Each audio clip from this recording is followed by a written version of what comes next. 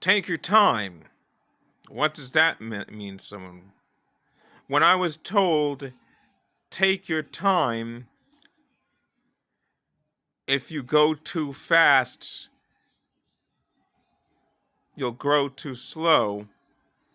I didn't quite believe in that when I heard that, but I learned it nonetheless, and I learned it pretty much too late. By the time I was in ninth grade, I was told I could go too slow. By the time I was in kindergarten, I was told, do your best.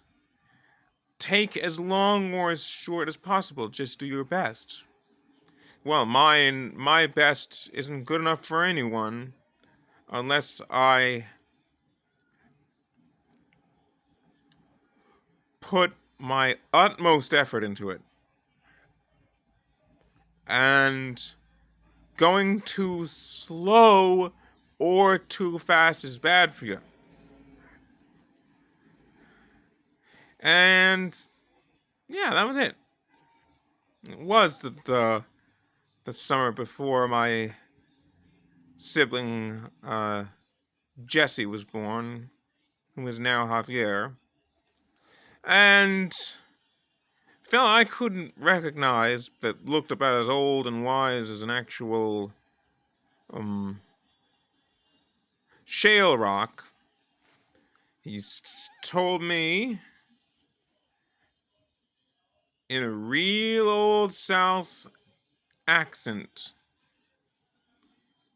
after I was crumbled up Indian style on the ground where it was mostly short grass and mud, which didn't please him much. And, you know, us adults with our comfy beds and ottomans, we have a tendency to pelvic gyrate and otherwise curl ourselves up into knots like pretzels. What's the lesson here?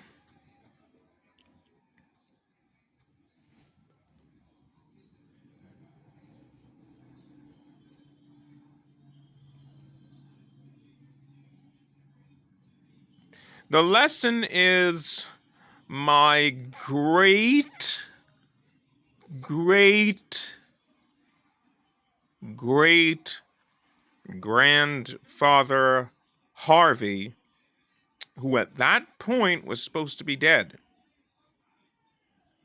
just like his son Richard. Probably shouldn't have said that.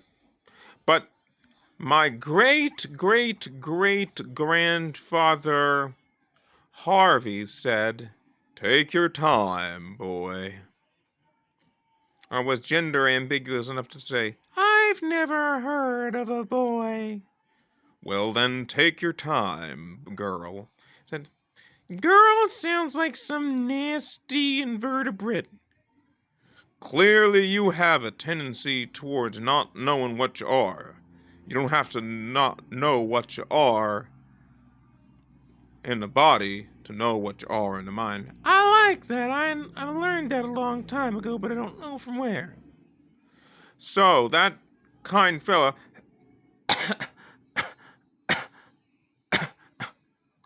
was my great grandfather. That's right, Harvey. And I was sitting there. I said, "Why should I take my time?" He says, "Because you got to learn something before you do it. Repeat after me. I will do it by learning. I will do it by learning." Then I had to explain to him by about 4 or 5 years later, when he was even more crippled than his grandson Ralph, I had to explain to him. Harv is what he liked being called. And we kind of forgot how far back he went then. I said, Gampy Harv. That's it. I said, Gampy Harv, I want to tell you why I had to take my time. He says, do tell. It's hard to keep things between the ears and keep standing at my age. Well, I'm finding the same thing is happening to me. The truth is, Gampy Harv, I had rickets. I have rickets. It's getting worse. Define for me rickets if you know what you're talking about. I said, if I bend down, it's hard to get up. If I sit down on the ground,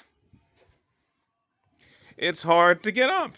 And though I'm 40 now, I'm much more nimble than when I was about 2 to 3 years old. And that's worrying me because then you were able to do jumping jacks faster than eating a box of crows. Well, anyway, I'm 40, I'm back, I'm better. But the dirty little secret about what was revealed through a blood test to be fetal aglycemia is, with or without the fetal aglycemia, I had rickets by 1 year old. There's an old picture in the family of my mother holding me up by my fingers.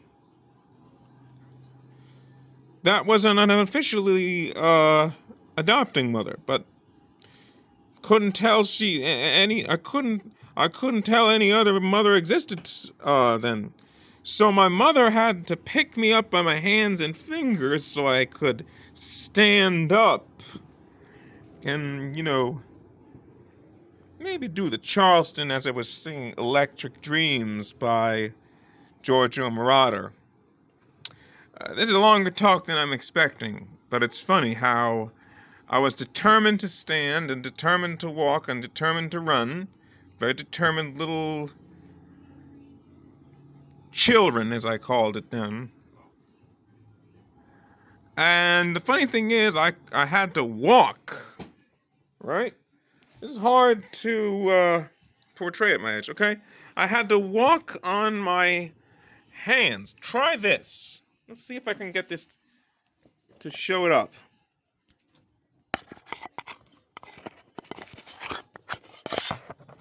Let's just try and get this to depict this here. I've got a lot of boxes on my bedroom side table.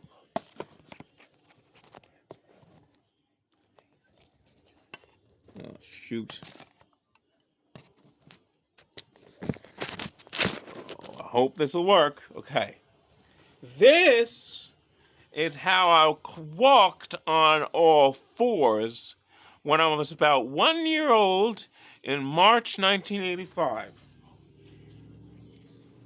I have to step back for you to get this. See, I was so rickety at only age 1, this was how I walked when I couldn't keep my hands and arms up.